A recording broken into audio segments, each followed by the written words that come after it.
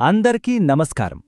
ఈరోజు మనం ఒక భలే సరదాగా ఉండే కథ గురించి మాట్లాడుకోబోతున్నాం. దాని పేరే డోరేమాన్ మరియు మిన్నీ కాలాన్ని దాటి వచ్చిన ప్రేమ. అబ్బా, పేరు వినడానికే భలే గమ్మత్తుగా ఉంది కదూ! అసలు దీనర్థమేంటో, ఈ కథలో ఏముందో పదండి కలిసి తెలుసుకుందాం. సరే, ముందుగా ఒక చిన్న ప్రశ్న. భవిష్యత్తు నుంచి వచ్చిన ఒక రోబో పిల్లి అంటే మనందరి ఫేవరెట్ డోరేమాన్, అలానే ఎప్పుడో పాతకాలం నుంచి మనకు తెలిసిన ఒక సంతోషకరమైన ఎలుక, అదేనండి మన మిన్నీ మౌస్. వీళ్ళిద్దరూ ఎప్పుడైనా సరే మంచి ఫ్రెండ్స్ అవగలరా? ఏమంటారు? కాస్త ఆలోచించండి. మొదటగా ఈ కథలోని మన హీరోయిన్ల గురించి తెలుసుకుందాం. వీళ్ళిద్దరూ ఒకరికొకరు చాలా అంటే చాలా డిఫరెంట్. అందుకే వాళ్లని ఒక అసాధారణ జంట అని పిలుస్తున్నాం. ఇక్కడ చూడండి ఎంత సరదాగా ఉందో. ఒకవైపు డోరేమాన్, ఫ్యూచర్ నుంచి వచ్చిన ఒక రోబో పిల్లి. తన దగ్గర ఎన్నెన్నో మ్యాజిక్ గాడ్జెట్లుంటాయి.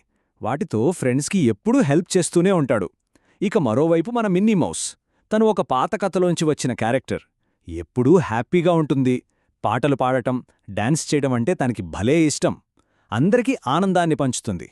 చూసారా, ఇద్దరూ ఎంత వేరువేరు ప్రపంచాలకు చెందినవాళ్లో కదా. ఇప్పుడు మనం ఈ కథలో మరో ముఖ్యమైన పాయింట్ గురించి మాట్లాడుకుందాం. అదే కాలం. అసలు కాలంలో ప్రయాణమంటే ఏంటో ఒకసారి చూద్దాం. కాలమంటే ఏంటో తెలుసా?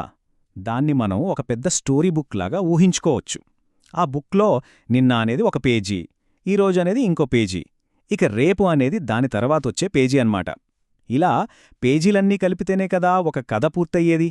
అలాగే రోజులు కలిస్తేనే కాలమవుతుంది. ఈ స్లైడ్ చూస్తే మనకు ఇంకా బాగా అర్థమవుతుంది.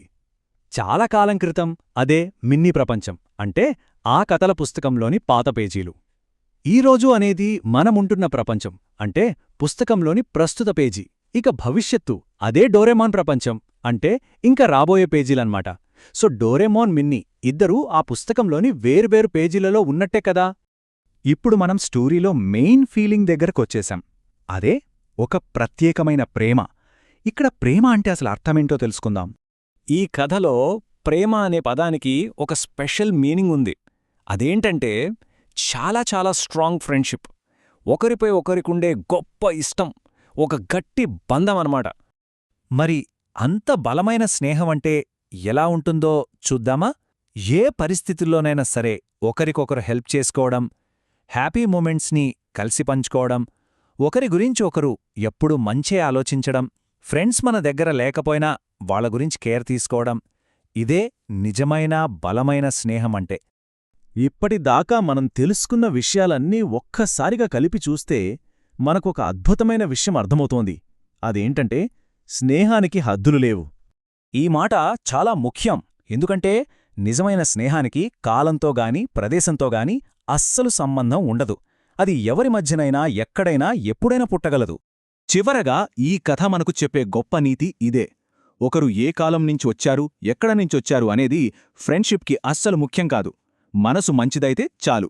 అలాంటి మంచి మనసున్న ఇంకొక స్నేహితుడు ఎక్కడున్నా సరే తప్పకుండా కలుస్తారు. సరే, ఇప్పుడు ఆలోచించాల్సిన సమయం వచ్చింది. ఒకవేళ ఏ కాలం నుంచైనా అంటే గతం నుంచి కాని భవిష్యత్తు నుంచి కాని మనల్ని కలవడానికి ఒక ఫ్రెండొస్తే వాళ్ళు ఎవరై ఉంటారు? వాళ్ళు ఎలా ఉంటారు? ఒక్కసారి ఊహించుకుని చూడండి.